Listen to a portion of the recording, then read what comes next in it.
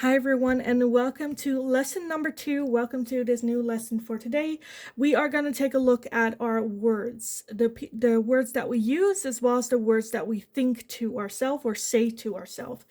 Did you know that each person has around 60 to 80,000 thoughts every single day, and that about 80% of those thoughts are repetitive thoughts? So if we during the day have 40,000 negative thoughts, chances are that tomorrow 80% of our thoughts will also be negative and will be the exact same thoughts that we had the day before. However, a good thing to remember is that we are not our thoughts, nor do they always speak the truth. We just have them and they are there. Ever found yourself high up somewhere looking down and thinking like, wow, if I fall right now, I would like die a horrible, painful death. This does not mean that you are suicidal. It just means that your thoughts came up with a thought that fits to the situation, and your thoughts thought that was a logical A to B type of thing. You don't catch yourself thinking this when you step off of the sidewalk. It is the circumstances that we are in, as well as repetitive thoughts. So you see this also very good with small children, where our brain thinks very quickly on how to act in certain unexpected situations. So like a good example for this is when people say, oh, my life flashed before my eyes, I saw all these things. That is not because your life is coming to an end and your brain knows this. No, your brain is in hyper focus at that moment and is trying to go through all the memories that you have to find a solution, how to deal with this problem. And sometimes that can be like doing something very scary, jumping, like bungee jumping or jumping out of a plane, parachuting. Our brain doesn't know what we're doing and is calculating the chances of survival, because that's our body's job, survival. And then sometimes you get that same thrilling feeling of when you are in a roller coaster or doing something else very excited. Our brain try to look for things of how to deal with this, how do we cope in this new situation that we are in. Again, so our brain just logically makes connections.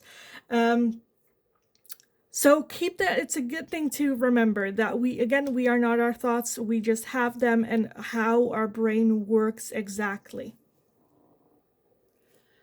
And so, I would like you from today on forward, imagine your thoughts as clouds. You are laying in an open field looking at the clouds passing by. Oh, look, there's another one. Oh, look at that one. That looks weird. Sometimes we look at clouds passing by and find different shapes in them. This one kind of looks like a bear. Oh, that one kind of looks like a car. And the one over there kind of looks like my mother. That's weird.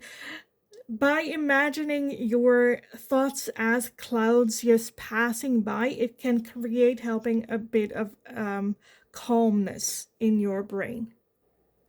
For some people, however, the peace of looking at the cloud sky get overshadowed by the very, very busy highway that is right next to you. That is pushing like unwanted sounds, noises, and yes, ignition clouds into the air. Dark, smelly, unpleasant. We start to put our focus more on these dark clouds, wishing them away. But by putting so much emotion and attention into what we don't want them, we are actually feeding into them, because our mind clouds don't feed off of water but off of our emotions, feelings, and attention. What clouds are you giving your attention to, and what clouds spike up the heaviest emotions within? And maybe you'll find a way to add to the clouds, and adding some clouds of yourself, made by yourself. So with this, again, we talked about manifestation before. This is exactly the same. We can get annoyed with the thoughts that we are having, but again, by focusing so much on these dark energies, they will eventually grow into actual clouds, and they kind of overshadow the lighter ones.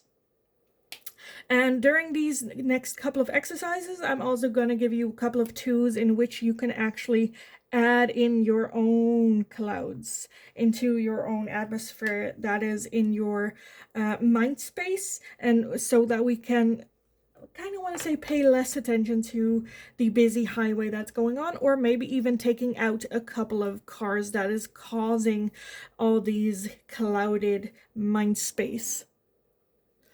So with these next exercises, we are going to map out our thoughts, because like we learned in the previous lesson, we need to know what we are dealing with before we can deal with them effectively for the long term. So for this first exercise, I would like you to make a list of things you would like to hear from other people. What words are you missing in your life, and what words would make you feel good just by hearing them? Write them all down, and I would like to challenge you to write down at least 10 of these words or sentences. At the end and beginning of each day for a week, I would like you to read out the list to yourself while looking at yourself in the mirror. At the end of the list, I want you, like when you're done with telling yourself the list, I would like you to give yourself a hug for a couple of seconds. Loneliness is a real and serious thing, and we often brush over it like it is nothing, instead of waiting and hoping for someone else to say the things we want to hear or to get a hug. Start by giving this love to yourself in the here and the right now. At the beginning, I totally understand this exercises for some of you might go like, I'm gonna hug myself, like that's ridiculous, and it might feel a little bit strange and weird at the beginning. I would like to challenge you to move past that and do it anyway.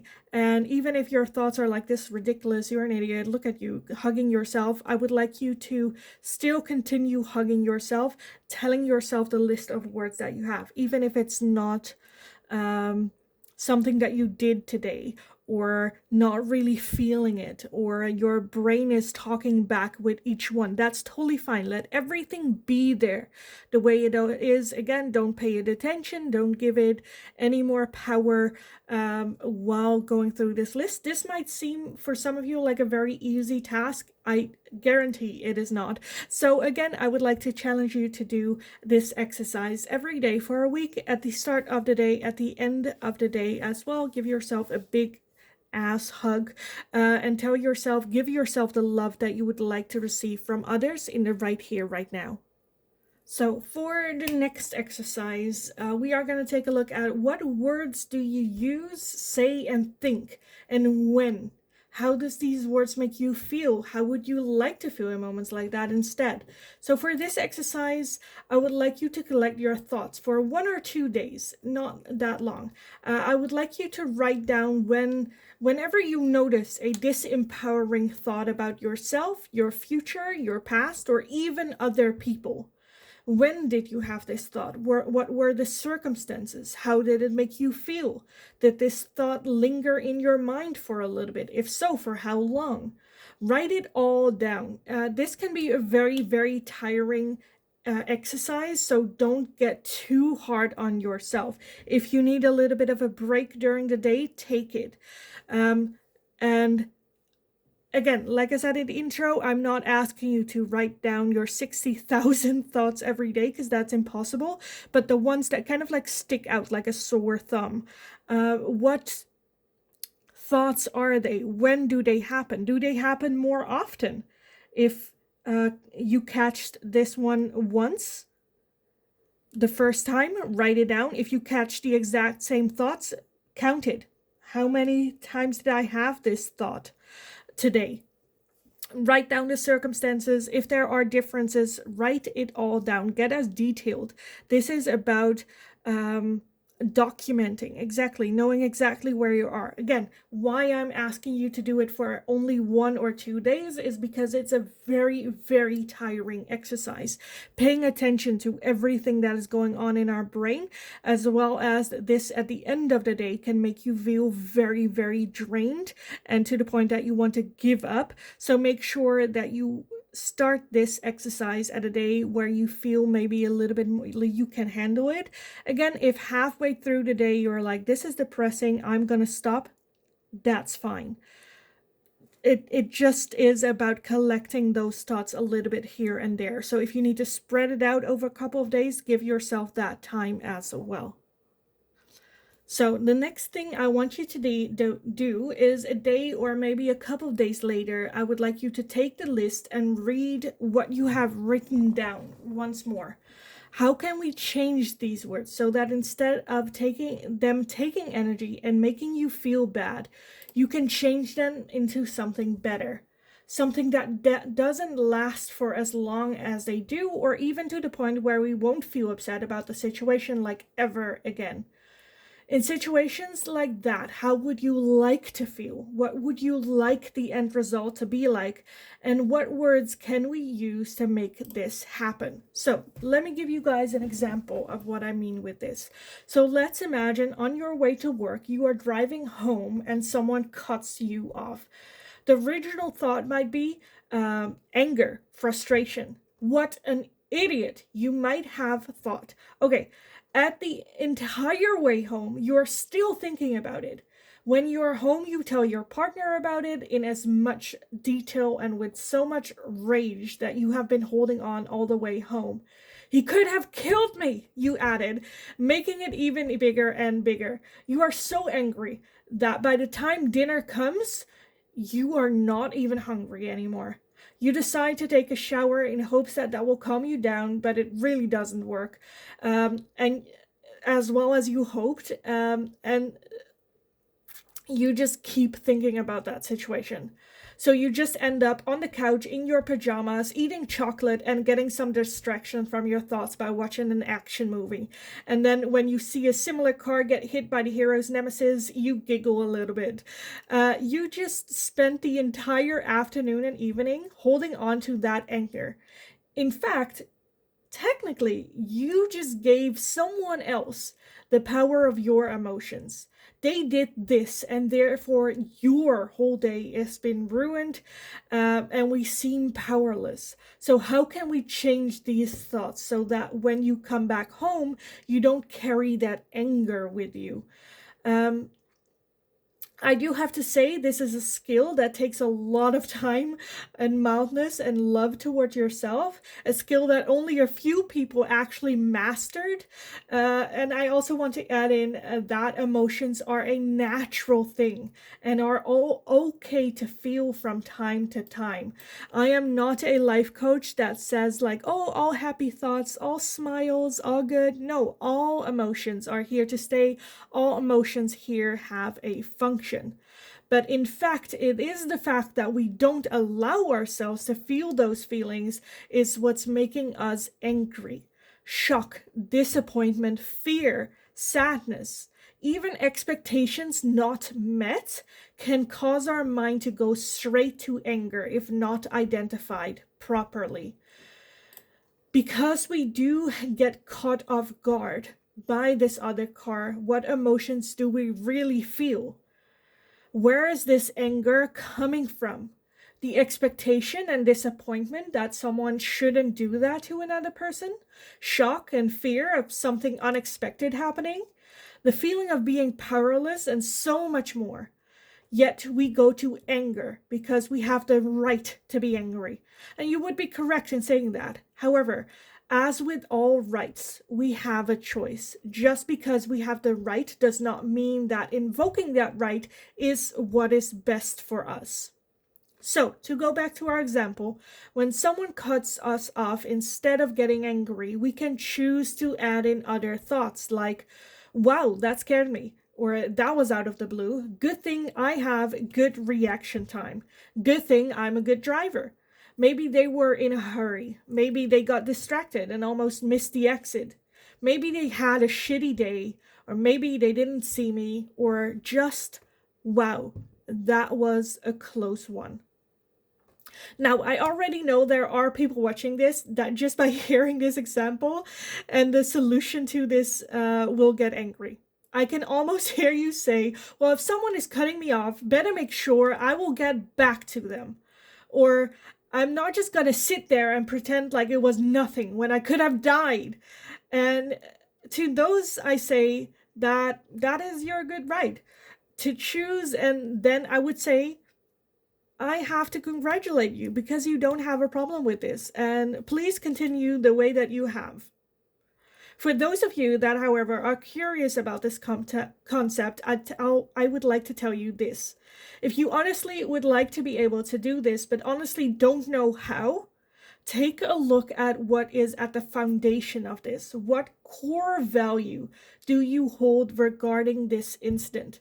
For example, people should follow the rules, or people should be considerate of other people.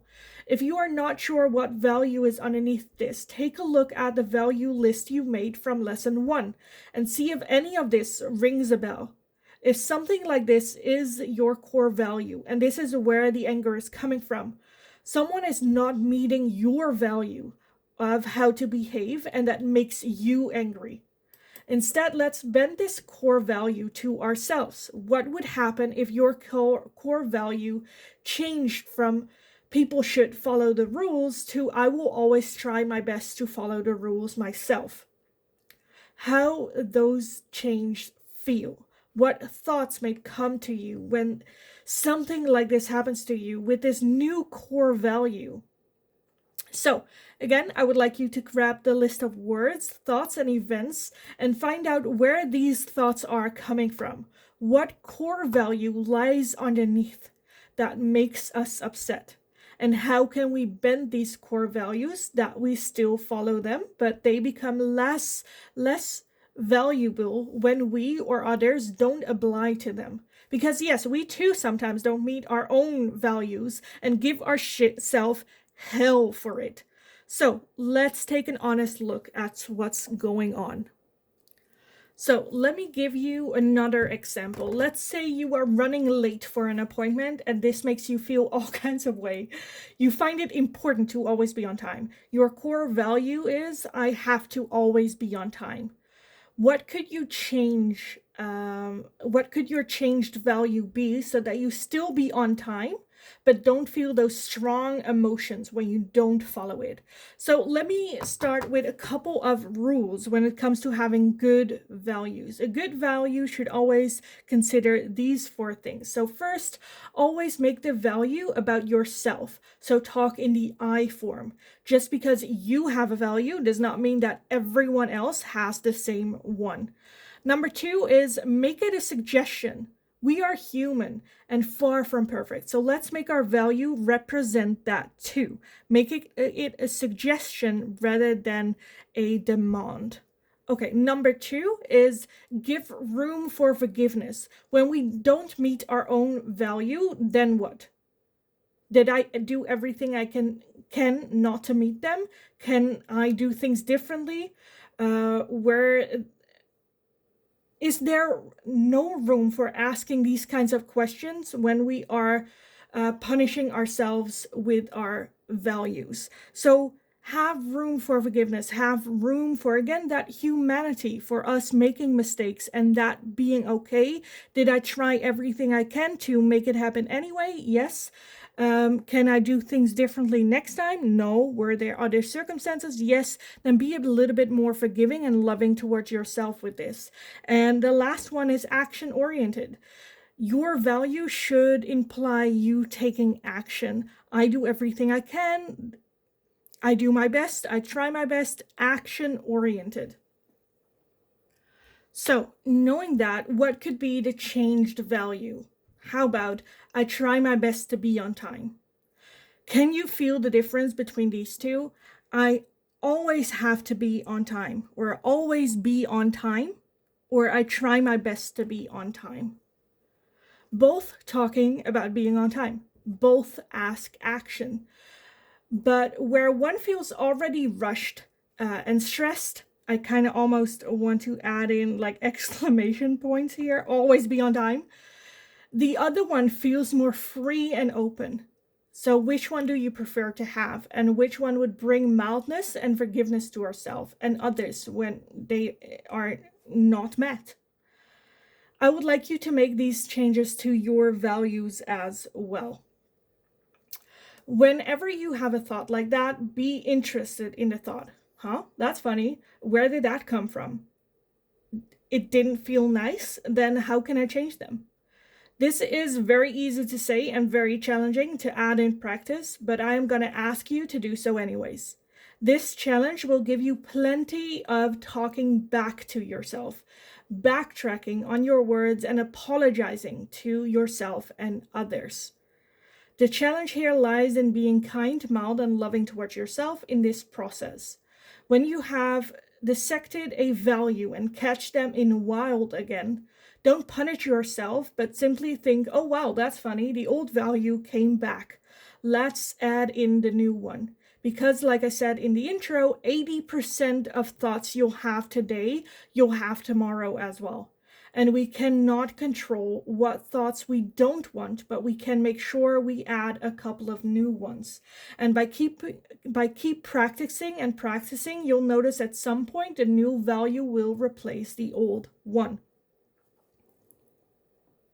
So this exercise has a couple of exercises in it at the same time. So first, catching the thoughts. Second is dissecting those thoughts and finding the core value in it.